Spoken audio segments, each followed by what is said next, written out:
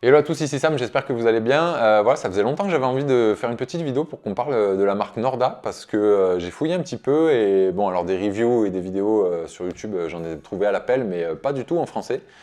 Du coup, je me suis dit que ça pourrait être cool qu'on discute un petit peu de cette marque parce que c'est une marque qui fait des produits très performants et qui a un profil un petit peu atypique parce que c'est une marque quand même qui est hyper jeune. Il faut savoir que le premier modèle, celui-ci, la 001, est sorti seulement en 2020. Et pour autant, c'est une marque qui s'est déjà très bien implantée, qui s'est déjà fait une énorme réputation et vraiment qui a fait vraiment pas mal de bruit dans l'univers du trail. Donc la marque, elle a été conçue par un couple, Nick et Villa Martyr, qui sont tous les deux originaires du Québec, qui sont tous les deux coureurs, qui sont mariés et qui bossaient déjà, avant de créer la marque, déjà dans l'univers de la chaussure. Je ne saurais pas vous dire exactement à quel poste. Et alors du coup, étant tous les deux coureurs au Québec, c'est-à-dire neige et glace en hiver, donc conditions difficiles, et très chaud en été, il faut le savoir aussi. Et puis du coup, je pense que c'est souvent le cas quand une personne développe un nouveau produit, c'est que en fait ça naît d'une frustration, je pense, de ne pas trouver le produit qu'on estime parfait sur le marché. Et du coup, on finit par penser à le développer soi-même. Donc eux, leur idée, c'était de faire une chaussure avec une super accroche qui soit vraiment très résistante sur la durée et hyper confortable. Donc ils ont commencé vraiment pas mal à réfléchir à ce projet. Ensuite 2020 est arrivé avec les confinements, sauf que ce qui s'est passé c'est qu'eux ils ont profité de ce temps mort entre guillemets pour brainstormer encore plus sur le projet.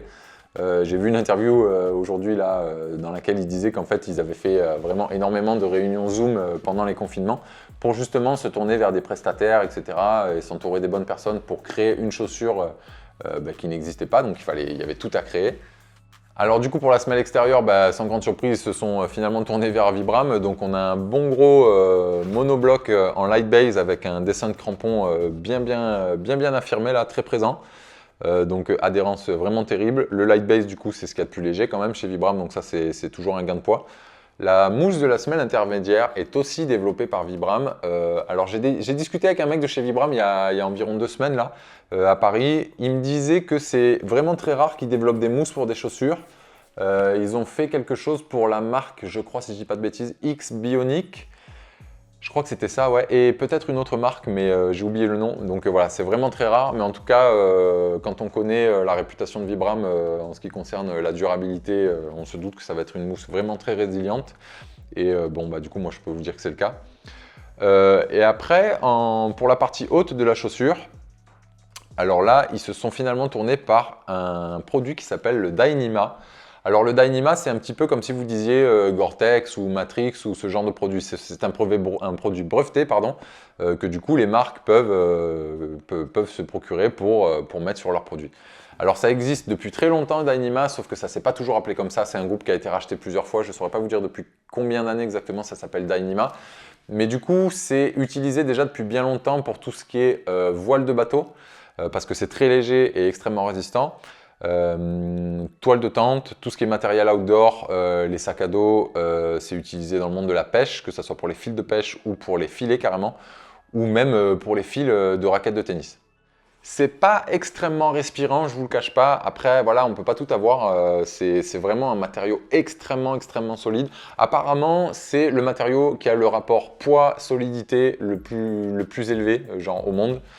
Donc, ça tient un petit peu chaud en hiver, bien sûr, aucun problème. Mais pour tout vous dire, je crois que c'est la seule chaussure avec laquelle j'ai couru en été et qui m'a fait me dire « Purée, j'ai chaud aux pieds en courant ». Je me suis dit « Pétard, là, j'ai vraiment chaud aux pieds ». Donc celle que j'ai dans les mains, elle a 300 bornes. Rien de spécial à signaler. Une très légère abrasion des crampons, normal. Moi, je suis vraiment médio-pied, donc le seul truc que je pourrais reprocher un petit peu, c'est qu'en fait, les dessins des chevrons sont vraiment très gros. Et en fait, moi, là où j'atterris, ici, ça fait une petite bande de quelques centimètres qui est entre les crampons. Et c'est pile là où moi, j'atterris sur l'avant du pied.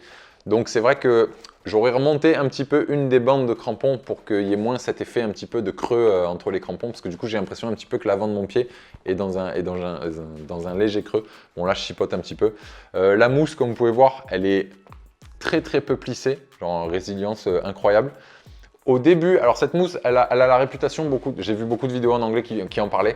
Elle est un petit peu ferme quand vous sortez la chaussure de la boîte et il y avait énormément de personnes qui disaient ouais, il faut leur mettre 2, 3, 400 bornes pour certains même, et après vous allez voir, elle va vraiment changer la mousse.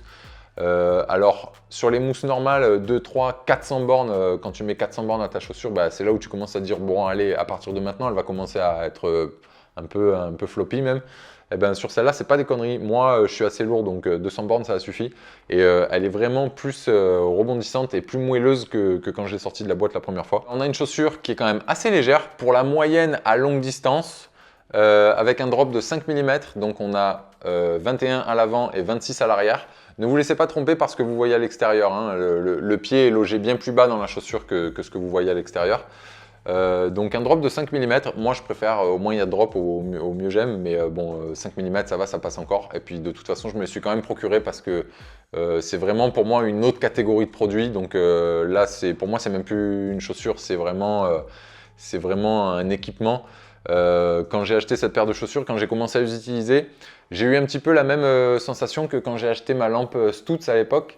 C'est-à-dire que c'est un équipement, on l'achète, voilà, il n'y a aucune surprise. Il n'y a pas de technologie superflue qui risque de claquer.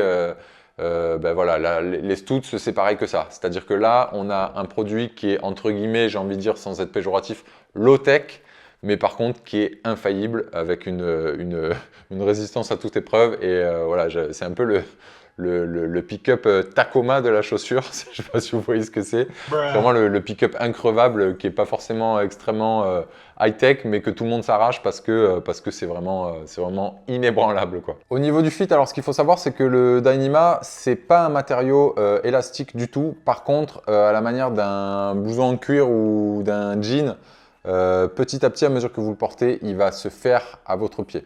Donc voilà, c'est pas élastique, mais du coup l'avantage c'est que la chaussure à la fin, elle sera parfaitement à votre pied.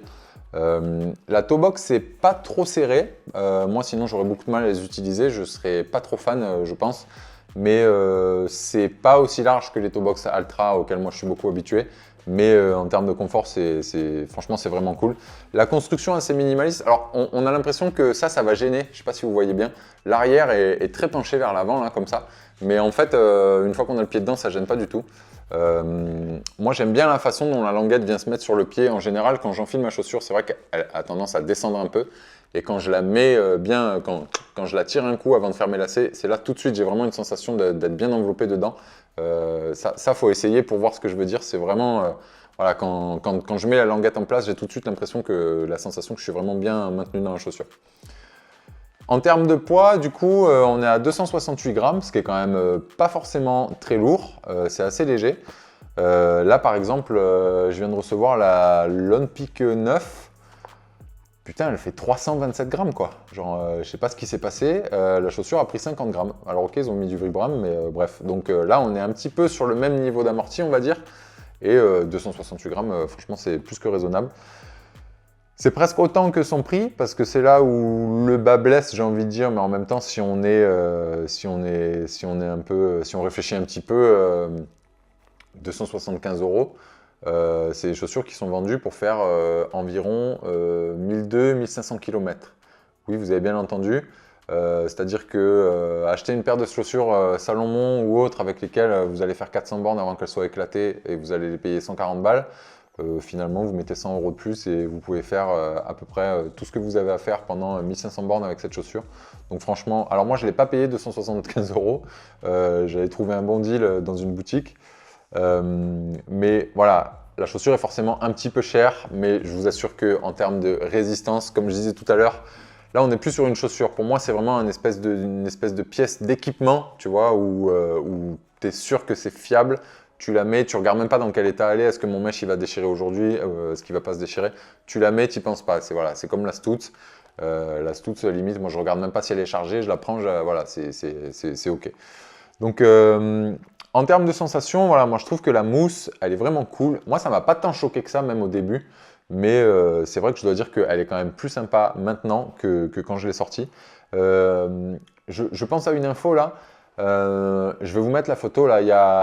Ils ont mis sur Instagram une de leurs chaussures qui a, je crois, 1575 km. Vous la voyez là maintenant. Donc voilà, comme vous pouvez voir, elle est dégueulasse. Les crampons sont un peu abîmés, mais elle n'est toujours pas trouée.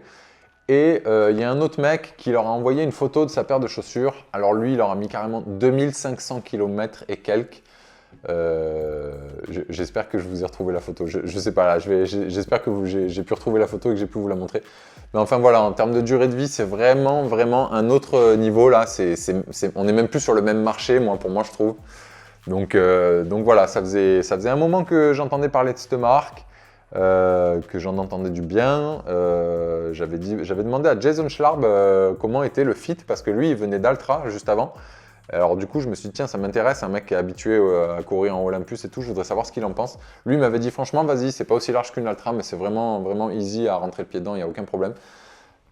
Donc franchement, je suis pas déçu, j'ai hâte de lui mettre encore et encore des bornes. Là, vraiment, elle a rien, il n'y a pas le moindre truc qui est décollé et tout. Alors ce que je trouve cool, c'est que vu que c'est Vibram, en général, quand une marque veut une semelle Vibram, ils disent, voilà, ils contactent la marque, ils leur disent, bah voilà, nous, il nous faut telle géométrie, etc. Donc ils font des moules, etc. Ils élaborent une semelle, et puis en gros, après Vibram, ils sont là, genre, allez, tenez votre semelle, maintenant, voilà, on l'envoie à votre usine, ils se démerderont pour la coller sur votre mousse. Sauf que là, c'est Vibram qui s'occupe de la semelle extérieure et de la mousse, donc il s'occupe aussi du collage. Alors du coup, c'est génial, parce que là, vous pouvez être sûr qu'il n'y a pas mieux que Vibram pour savoir quelle est la meilleure colle au monde pour coller leurs propres matériaux à eux ensemble. Et du coup, comme vous pouvez voir, il n'y a pas le moindre demi-millimètre qui s'est décollé ni à l'avant, ni sur les côtés, ni où que ce soit. Donc ça, c'est vraiment cool. Je vous ferai une petite vidéo bientôt pour parler de la 002, qui est du coup le modèle qui va être l'équivalent de la supérieure, si vous voulez, chez Norda, qui est un petit peu plus fine. Moi, je trouve qu'elle est limite encore mieux. Même si je suis quand même un gabarit assez lourd et tout, je pensais qu'avec vraiment très peu d'amorti, ça serait un peu just pour moi. Mais du coup, je trouverais qu'elle est encore plus stable et tout. Donc, je vous ferai une petite vidéo bientôt pour vous parler de la 02. En attendant, voilà, j'espère que ça a répondu aux questions que certains pouvaient se poser sur la marque. N'hésitez pas à me poser d'autres questions si j'ai oublié des points dans les commentaires. Ah oui, là, je regarde, petit détail, les lacets sont aussi en Dyneema, donc voilà, ça c'est le petit bonus. Donc voilà, n'hésitez pas à me poser des questions en commentaire si vous en avez et je vous revois bientôt, à la prochaine.